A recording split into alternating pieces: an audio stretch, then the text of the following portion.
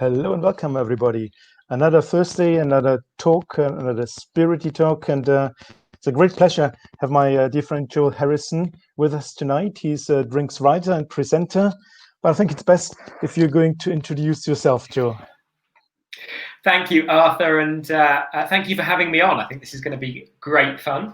I am a drinks writer. I've been writing about booze for just over a decade. My previous business was I worked in the music industry, and that taught me how to drink and how to enjoy drink quite a lot, and found a passion for it through blogging, and that turned into writing for newspapers and magazines and doing some TV work, and it's eventually turned into writing actual proper books. And it's been a wonderful journey. So I do that. I sit as a judge on some different awards. I do a little bit of consultancy to brands on naming and copywriting and that sort of creative side of things. So yeah, it's great fun. Well, we know each other from tasting together for IWSC. I never had the pleasure of seeing one of your shows. I know you're a presenter. You have together with Neil your own show on BBC, don't you? Yes, we do some drinks on one of the most sort of respected cookery shows in the UK. So yeah. Okay, so you bring some booze to the cookery show. Absolutely. I mean, what's food without booze? It's the yin to the yang, isn't it? You've got to have, what's booze without food? That's the other way to look at it. So that's a good point. Absolutely. So how was IWSC for you this year? I mean, we had a talk before, and it was mainly UK judges, and that was It's always Arthur. It's never as rich a competition when the judges, we don't have a sort of tapestry of judges from around the world, and you'll know from spending time there what an amazing community it is, what a great opportunity to catch up with people it is, and also it's a way of sharing knowledge and sharing palettes and looking at things slightly differently.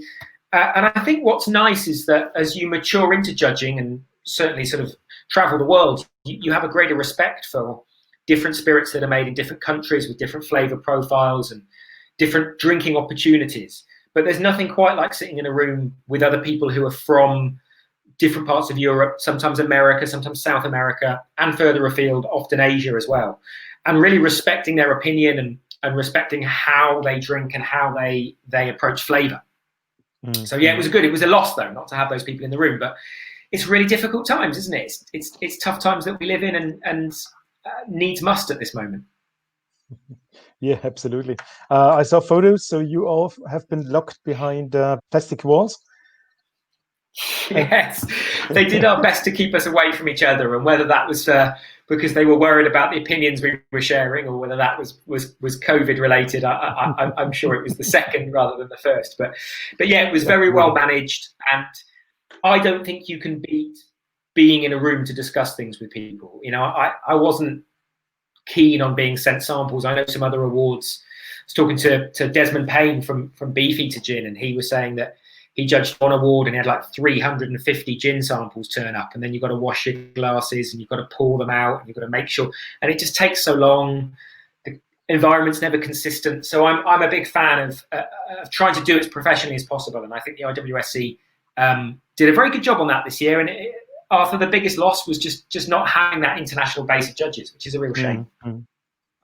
It will come back next year, I'm pretty sure. Oh yeah, I hope so, because that's part of the joy of it, is catching up with people like yourself and all the people from South Africa and Asia. And Ian Chang came over from Kavalan, formerly of Kavalan, to judge. And on the last day he was there, so it flew in from Taiwan, and the last day before he flew home, I said to him, what are you going to do when you get back?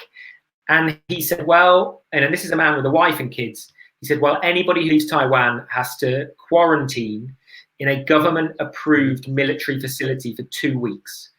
And that's the dedication of someone like him coming over, that he took the opportunity to do it and still knew that he had to quarantine for 2 weeks in a government-approved facility, which doesn't sound as glamorous as I'm sure it could be. But yeah, and hello to Tobias, who was also one of the judges coming down every day and turning up in in his Land Rover Defender and looking very dapper.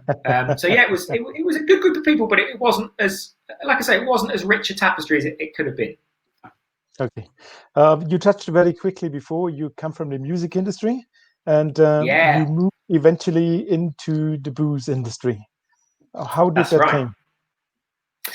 So I was doing a job that's called A&R. And A&R is when you work at a record label and you just discover new talent. So it's like a talent scout. And I was out and had a decent record of discovering new things. And I was in a bar one day, but because you go out a lot and you spend a lot of late nights out, and a lot of it's driving between venues or cities to see artists play. When you get home quite late at night and you've not had a drink, it's quite nice to stop at 11 o'clock, 12 o'clock, midnight, 1 o'clock and have a drink before you go to bed.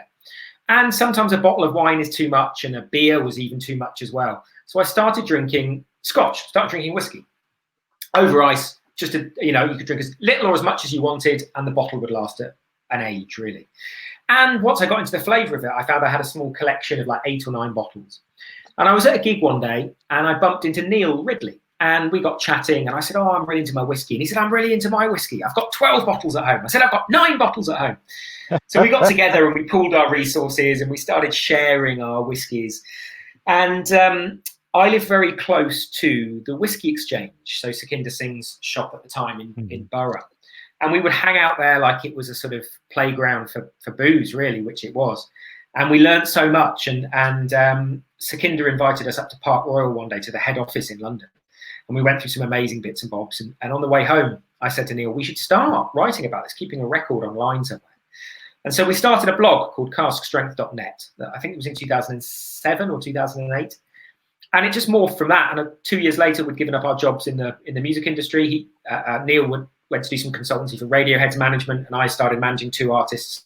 So we could dedicate our time to writing about, at that time, Scotch. And it went from there into the world of spirits. And we've never looked back, really. It's been an amazing, amazing journey. Amazing journey. Okay, so you two are in the sports world, you would say you're a tag team? You work together? We do a fair amount on our own. So we both have outlets that we write for on our own, and some bits and bobs we do on our own as well. But the majority of the work, especially the sort of presenting and writing of books, we do together, and it's nice because it's a really lovely balance. It's a yin and a yang of 2 people kind of playing off each other. But there's a fair amount of writing that goes on. So I've taken up a new role with the IWSC's magazine Club Onologique. So I've got articles going up on that on the website at the moment, and stuff pending for the magazine when publishing restarts. And Neil's had his roles for Whiskey Magazine and an industry site called Just Drinks and other bits and bobs. So yeah, we do a certain amount to one side and a certain amount together. It's nice. But talking about books, it's always you two. So far, yeah. So far, it's. I'd love to write a book on my own, but with Neil, it's just great. So I don't know what I would do, because it halves the workload, and I still get to drink all the samples. So, I don't know what it would be if I wrote one on my own. I don't know, a lonely Norwegian in the drinks industry or something like that. So you said you both started with being Scotch connoisseurs, and I just recently came across this one. The Trojan, yes. Yeah, so Neil and I set out on a journey. Well, we set out on a journey to try and bottle some whiskey. So when we started drinking whiskey, I would say sort of the end of the last century, as you would call it, like 1999, 2000, you could buy some incredible whiskies for a really decent amount of money. And as the price has gone up, one of the things that we really felt is maybe not providing enough steps in a ladder for people who wanted to go on the journey we went on. So if you came in and bought a bottle of Balvenie Doublewood for 28 quid or whatever it was, you could end up drinking a 28, 30-year-old Scotch for under £100. And you could discover that world at a decent price point. And the prices rocketed so much that it disappears. That sort of disappeared. So we decided to go on a bit of a journey to try and correct that and do an A to Z of whiskies where people could afford to buy them. So we started with an Arran single cask, which we did. Then we did a Ben Riach single cask. Then we did ABC. Then we did a Cutty Sark blend, which was like 15 quid a bottle or something. It was cask strength. But I've got bizarrely, I've got a miniature of it here, which we did. Just sitting there. Then we did, after Cutty Sark, we did one called 3D, which was a blend of Dalwhinnie, Dalywen and Dufton, with a label on that you put 3D glasses on and it stood out. And then we were stuck when it came to E, because we couldn't find any accessible casks from distilleries beginning with E. So we discovered, we set up something called Exile Casks, which was about purchasing a couple of casks that were maybe lost in the system and putting them out at good prices. So that I think that Trojan was a 24-year-old possibly, and it was £65 a bottle cask strength. And that was the point of it. And it's kind of ground to a halt a little bit. We haven't got onto any more Exile casks, because the cask market has now gone kind of crazy. And we don't want to do that. We want to bring people accessible price products. So we're still looking at it. The next thing we do might not be a whiskey. It might be a rum or a gin or something like that. But that's where we would like to go, to bring accessible, great quality, aged whiskey or booze or rum or whatever it might be to people at an affordable price. Absolutely. I think you have some fans in Germany already. Margarete Marie. There we go. You know her? A little bit, yeah. Thank you. It's quite a big name in Germany. Good to have you here, Margarete. Yeah, thank you. Okay, well, talking about your books, or getting back to the books from the booth. Yes. I did some research, and I personally own this book as well. It was the first one, I believe. Oh, I'll tell you what, I've got it here. Oh no, it's downstairs. It came out in German as well. It's called Spirits in German, or Spirit. I know. In German, which I think is never quite as exciting a name. In Spanish, it's in 14 languages now, that book. And really? In Spanish is my favorite one, because it's called Destilados in Spanish, which makes it sound like some sort of drug dealery book. But it's amazing. So 14 languages that's in that book now, and I think it's the biggest selling book globally on the world of spirits, because most books are about an individual spirit. So it's done very well. Neil, that book. I think Neil got a copy with him when I saw him when we traveled together for Concours Mondial, and I had a look at the book, and I must really say it's an excellent book. It's Thank you very much. Clearly written, and if you want to make your way into the spirits, I think this is a great book, just to get the base knowledge. And then you had another book, Straight Up. Oh, thank you very much. I really appreciate that, and I think it's one of those things where when you write a book, you never know how well it's going to do, and that just kind of blew our socks off, really, because it's a good introduction. And so then we had to write another book. Yeah, well, I mean, it looks a little bit like you shifted from production to consuming. Insider's Guide to the World. Interesting bars and drinking experiences. I like the last part of the sentence, drinking experiences. Yeah, well, it's because when you say to somebody it's all about a bar, it's not always about a bar. Sometimes it's you can go to the world's best bars and have an amazing cocktail, have an amazing time, but you can also have an amazing time in a dive bar in Kentucky. Or, for example, there's a page in the book on the bar on the Orient Express. And I was speaking, I went to speak to the bartender, the head bartender, Walter, on the Orient Express. And he said, one of my biggest challenges is getting ice. And when I get the ice, we stop at different places. So we'll stop in Paris and we'll go all the way to Istanbul. And the ice, wherever I stop and get it, is different. It's a different type of ice. It melts differently. It tastes differently. So that's a challenge I have to have. And then when I'm making drinks on a train, you have to be very careful, because you can't have delicate glassware because it moves around. You have to have heavy glassware. And then he said, we only close when the train pulls into a station to stop and let people off to go. They stay in a hotel every 2 nights. So he's open from the minute they leave the station to the minute they stop at another station. That's 2 days. And he says, I work for 2 days in a row. And that's an amazing drinking experience, but it's not one of the world's best bars. You would never put it down as that. But it's, so that's what it's all about. It's about having fun in those venues with great cocktails, great people, and the vibe, really. Okay. And then there is I mean, the book we are talking about today. Here it I is. had it. Woo! I mean, I had a look at it last summer when I've been in the UK, and obviously it's out for 1.5 years in the UK. September. So just a year. So just coming up to a year. It came out. Okay. And I'll show you something. This is the sort of main English language version, and Yes. then this is the American version. So they needed the word gin in massive letters, which is great. So it's just slightly different, a bit more obvious in America, a little bit more design-led in the UK and Australia and South Africa and other things. But yeah, we're very thrilled because it's books take a long time to come to fruition. They take a long time to write. And then when you release them into the world, you never know how well they're going to do and the reception they're going to have. And this has had a great reception. It's been nominated in the Tales of the Cocktails Award, shortlisted in the Tales of the Cocktail Awards. So that's going to be in September. So we don't know what the outcome of that is yet. And it's already getting some traction around the world. So it's coming out in different languages. So yeah, it's good. Fingers crossed for the Tales nomination. Yeah.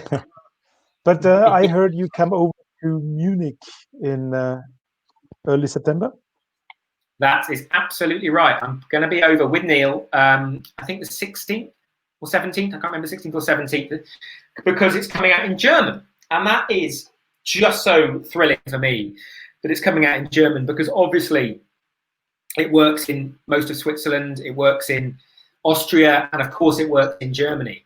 And some of my favourite gins in the book are from Germany. So we've actually had a slight right of it for Germany to focus a bit more on the Swiss gins, the Austrian gins, and the German gins. So that's going to be a bigger section for Germany, for the German edition.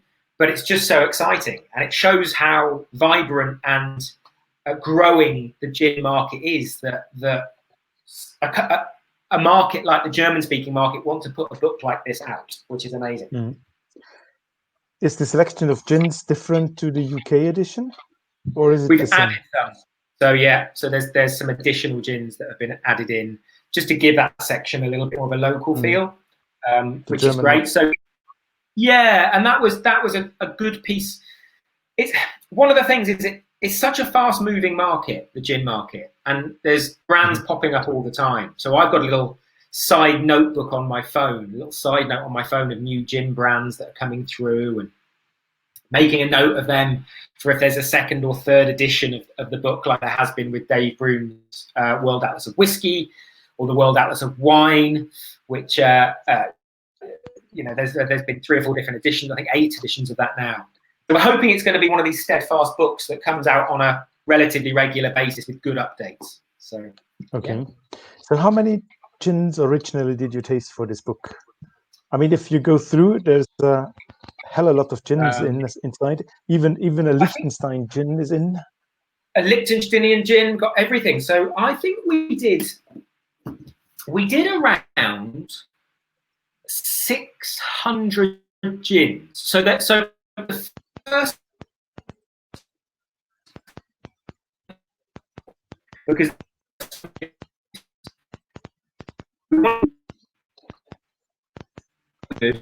I seem to disappear.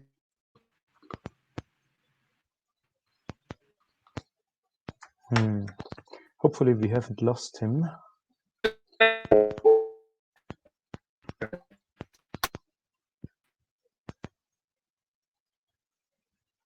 Joel, can you still hear me? Doesn't look I'm good. back. Yes. Can you hear me? He's back. Yes, I can hear you loud and clear. Excellent. So when we were looking at gins for the book, we wanted to make sure that the first thing was that every single distiller in there made their own gin. So they had to have their own stills. And that was a really big fact for us. So it's authentic gins that are in the book. No contract. In fact, I think there's one contract gin in there, which is number 3 gin. Or if you were working with a distiller, so Skin Gin, I think, works with a distiller, for example. So as long as you're working with a distiller, we'll put you in the book, but nobody who's just going to have it made and not really having any involvement in the process. And then the second thing that we wanted to look for was people who were trying to use local botanicals in some respect. So there was a link to the sort of terroir of the locality of the gin and where it's made. And then the third thing is we had to like it, Arthur. So if we didn't like it, it didn't get in. But otherwise, it would have just been like the biggest book in the world. I think it would have been like leather bound. And so we went all over, we traveled anyway, looking at different bits and bobs. And since writing the book, I've been to visit some of the distilleries that I didn't get to. These guys, Mike, there's my hair, by the way. I'm having a bad hair day, hence the hat. But these guys, where are we? Bully Boy Distillers. So they're in Boston. They do rum, vodka, and gin out of an amazing distillery in Boston.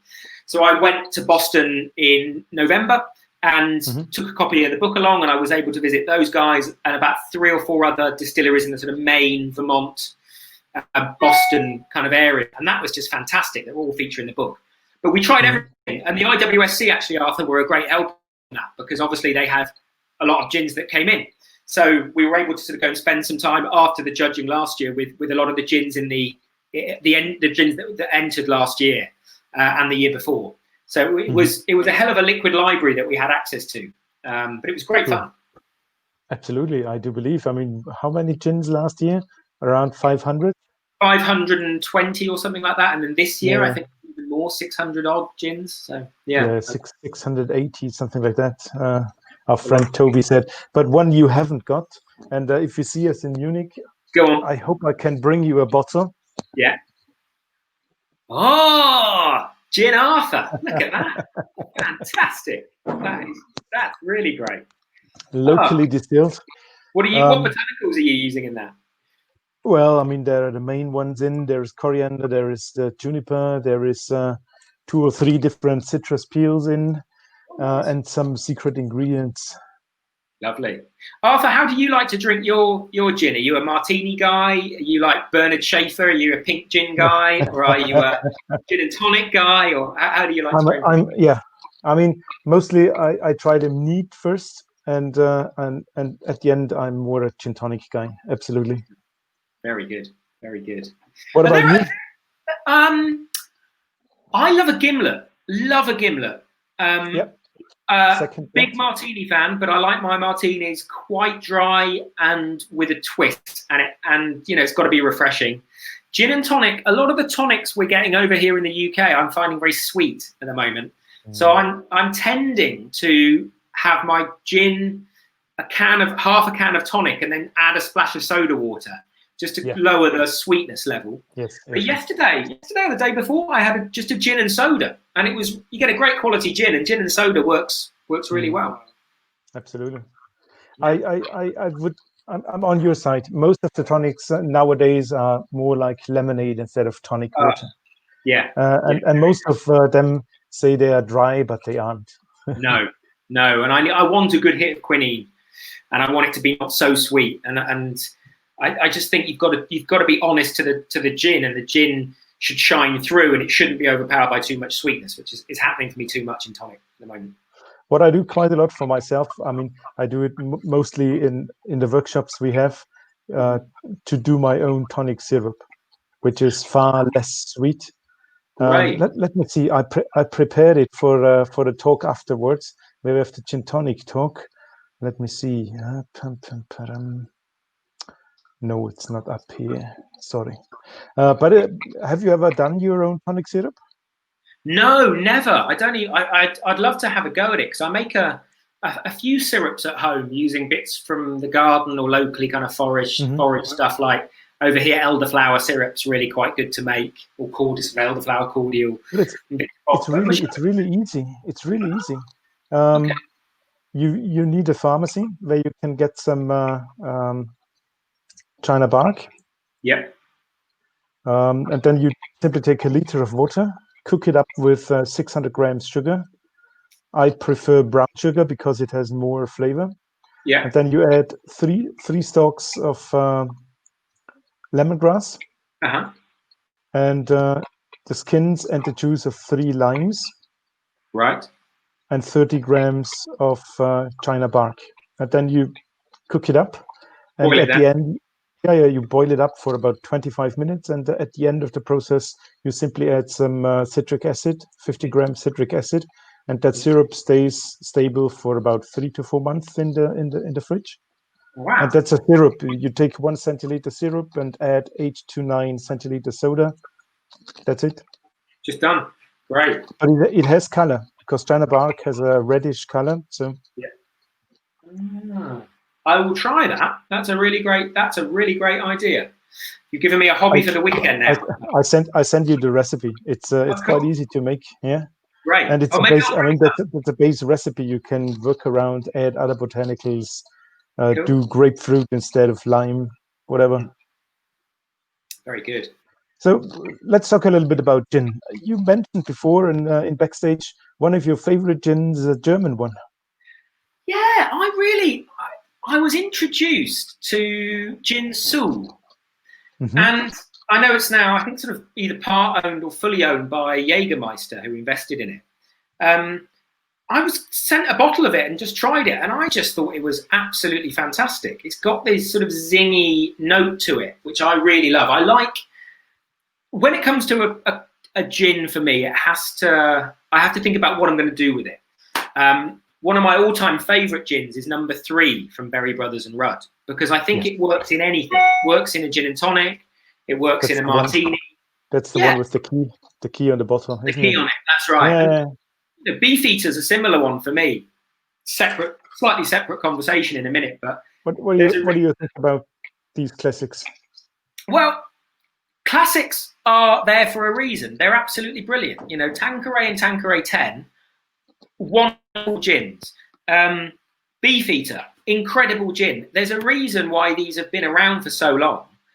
They shouldn't be kind of dismissed because they're sitting on a supermarket shelf or because they have a good price point. I think they're wonderful, actually, and the consistency is amazing. Like Beefeater and Tanqueray, I would have in a gin and tonic, in a Negroni, in a gimlet, in a martini. They work really well. They're incredibly versatile. And that's why I love number 3. It's an incredibly versatile gin. Spiced gin, for me, I think works really well in a Negroni, but I don't really use it for anything else. And then something like Gin Sul, which I found had this like, almost like fizzy vibrance on the tongue. I love it in a gin and tonic. I just think it's fantastic in a gin and tonic. But it's horses for courses. I like quite a clean, crisp gin in my martini. Spicy gin is good for me with something a bit more bold in a Negroni, and then something that's more citrus-led. I love in a gin and tonic. Actually, we are going in a quite interesting direction. We talked about classics, and you and I, we know quite a lot about the modern side and the problem coming from that classic. How do you say, categorization? I mean, when we talk about classics, the first thing that always comes to my mind is our friend from Beefeater. When we judge together, focusing on this is London Dry style. And if there comes something left or right, this is not London Dry style. So where is it going to? Where's the journey going to?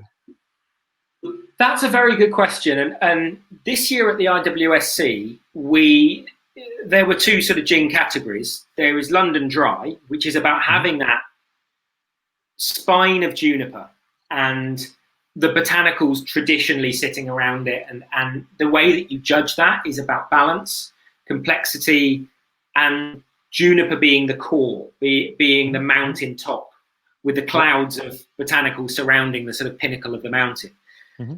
Then there was contemporary gin, and contemporary gin is like, I guess it's like modern art.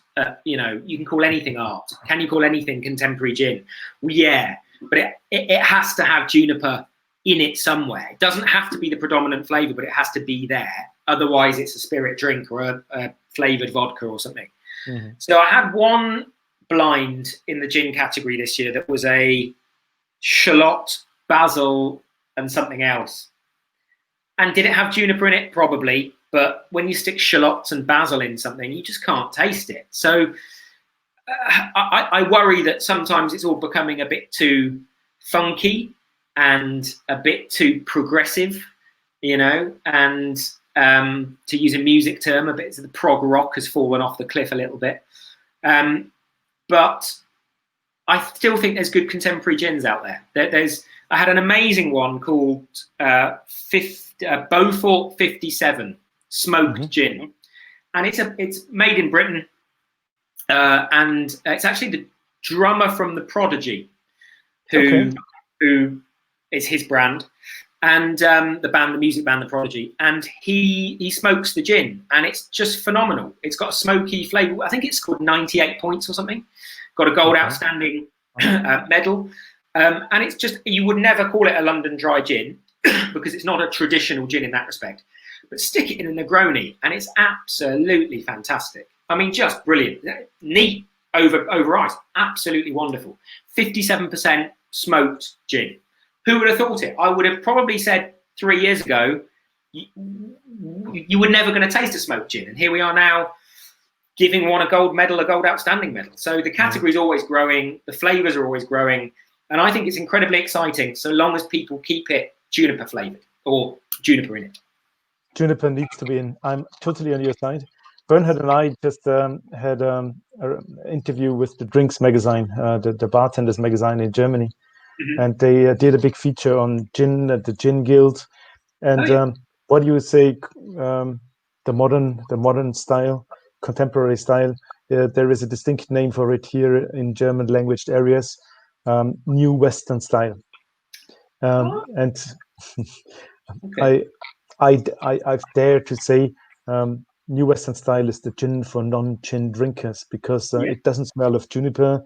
There is mostly just berries, like we all know, and flour and a lot of that stuff. So I think what's interesting, and obviously it comes up in the book, is the difference between a gin produced in and we had to discuss this at the IWSC actually when the gins came through, because we were told what country, we knew what country some of the gins came from. And with a contemporary gin, this is a contemporary gin, you don't have to distill your base product up as high in, say, America as you do in Europe. So Europe 96% ABV, America 95% ABV. And what you can then do in America is you can almost use your base spirit as an additional botanical. So we've got gins in the book that are distilled from, say, apples in Vermont, for example. And you can taste the apple coming through in the spirit base. And that, for me, is a really exciting area of gin production, because it allows an additional level. And for me, I would call those kind of new world gins in a funny way. So where you've got that word in Germany, and maybe we'll talk about that when Neil and I are over for the German launch. But I like that idea, of sort of new Western or new world gins in that respect. Well, I'm totally with you. Quite a lot of the distillers over here are born fruit distillers. Yeah, so, of course. They tend to use something like apple or pear as a base, and then they label it gin. And obviously, it's not gin because it's not up to 96 degrees. I mean, no doubt, it's very interesting product, but at the end, it's not gin. And I think that's the big problem. The more we go to the borders and towards the borders, and are not fighting that stuff that's not in the core, we may get some consumers picking up a product saying this is not gin, and leave the category. And you know, when we wrote Distilled, the point of that was to educate people and to make sure that people understood, say, that brandy came from a fruit base and that whiskey comes from a cereal base, and just to go in with the real basics and give people the knowledge that we needed to educate ourselves when we went on the journey that we went on. And one of the big, I think, kind of hopes for the World Atlas of Gin is that people can read it and become a more educated consumer. And we're not telling people what to like. We're not telling people, I think part of the book was not to make quality judgment calls on the liquid. So when we review the liquid in the book, we talk about the base botanicals. And the idea is that you've read the first bit of the book, so you understand what certain botanicals lend to certain gins. And then when you get to a chapter and you read about Liechtensteinian gin, and it's got cubeb peppers in it, it's got cassia bark, and it's got lavender in it, you should be able to work out what that might taste like and whether that works for you as a consumer. So, do you like lots of orange peel and lots of lemon peel and, all that sort of stuff? If it, and limes in it, if it's got that and you love citrus forward, then you might want to experiment with that gin. But if it's full of cassia bark and licorice and cloves and star anise, and you hate spiced gin, don't buy that gin. So we're not telling you if it's good or bad. We're telling you what's in it so you can make a judgment call for your own palate. I don't believe you. I'll tell you why. You might not touch the quality part, but I know you two guys good enough to know there is nothing in you don't like. So there is no bad stuff in it. So 100%. You don't need to touch the quality, because if it's in your book, the quality is absolutely right. Otherwise, it wouldn't be in the book. Absolutely. We could take every gin in that book and you could pour me a gin and tonic of it, and I would be a happy man. Yeah. Okay. That's a very good one. When we talk about what the gin world is on the way to, there is something that originates Britain. Do you have any flavored gins in your book? We don't have any sort of predominantly flavored gins. We feature some producers that are our favorite producers that make great flavored gins. So a classic would be, there's quite a big feature on Warner's distillery, which is in the Midlands in the UK. And Warner's make quite a few flavoured gins, and they're probably most famous for their rhubarb flavoured gin. Yep. But it's of extreme quality. It's using the London dry base. They take rhubarb, natural rhubarb that they produce themselves, and they add that rhubarb into the gin. I think a third of every bottle is sort of fresh pressed rhubarb juice. So again, it's all about quality over fashion. I was just listening to an interview I'd done with Desmond Payne from Beefeater, and he was talking about the quality of flavoured gins. And you look back at the history of Beefeater, and James Burrow, who founded what went on to become Beefeater, was making fruit gins in like 1860. And it's nothing new. And if the market likes it and people like it and they're good quality, then great. But I can't abide anything that's made with manufactured flavorings and essences. And most of them are. Yeah, a lot of them are. And you can taste it. You can taste that artificial note on the palate. But what's the idea? Is it made for cocktails, or it's definitely not for gin tonics, I believe? It's not. I don't know how people are consuming them, but for me, those false ones, not great. If you look at something like the Warner's rhubarb, which I think is brilliant, or you look at Four Pillars in Australia, they've got one called Bloody Shiraz, which is cut with Shiraz red wine.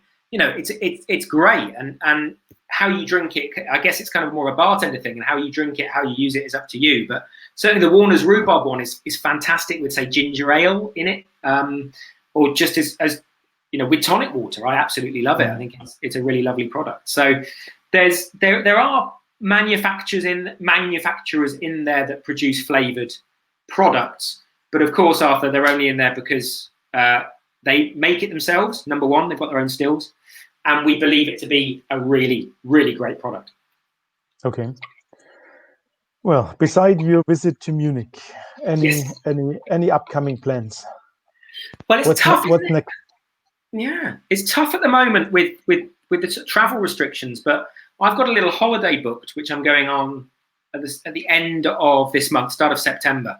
And I'm very excited about it because I get to go and visit a couple of distilleries in the book that I've not been to yet. So the Isle of Harris gin distillery is one of my favourite gins. And I spent a lot of time talking to the guys, as did Neil, when we were putting the book together. And I'm actually going to visit the distillery, which is going to be something quite exciting when I'm up there. So, yeah, it's just about trying to get back, not get our old lives back, because I don't think we ever will, but I can't wait to start visiting facilities again, to start visiting producers, because you get such an amazing experience when you actually go and see somebody and talk about their gin and sit down with them and that it could be over a martini in a bar, talking to a distiller, or it could be at their distillery and looking at the still and the sights and the sounds and the smells and the visceral experience of being in a still house. So that I just can't wait to get back to that. And I think that's going to be the most exciting thing about the return to normal is getting out and visiting people who are making stuff, because they're the real heroes. Absolutely. I want to come back to Neil's question or comment. Hope you liked the book. It wasn't easy to write. I totally do believe, because we started work on such a project as well here in Switzerland. So I know how cumbersome it is, all those tasting notes. But looking forward to see you in Munich when you come over. Yes. Is the book already on the market? This book is in English, but in German, but the German one is mid-September. I'll get an exact date and let you know. But obviously, the launch event that we're having is on the 16th or 17th, whatever the Thursday is, the 16th, I think, the 17th, and it's going to be a really great event. So Neil and I are really looking forward to seeing you, Arthur, and hanging out. And I'm sure there'll be plenty of other people around, like Bernard and other folk who can give us grief, and we can have a bit of fun with. So yeah, it should be great. I know you're quite short in Munich, but I want to extend also the invitation not only to you but to Neil. Whenever you want to come over, want to lock yourself in the lab, play around with the small pot still for your own gin, you're cordially invited to join me over here. Thanks. And if it's only one day, would be great to have you over. And thank you very, very much for your time, Joel. Really appreciate it. Thank you, Arthur, and best of luck. I look forward to having some pints in Godalming or Guildford or somewhere with you next year. Absolutely. Hope so. Nice one. Thanks very, very much, Joel. Pleasure. We are carrying on 9 o'clock. Maybe you want to join as well. 9 o'clock, the Spirit Expert Friends. We are talking gin and tonic combinations with our friend David T. Smith and Geraldine Coates. I think she's a living legend when it comes to gin. Absolutely. Yeah. And well, pleasure. Thanks very much for watching. We stay backstage for a moment, and been a pleasure. Bye bye. Have a nice evening.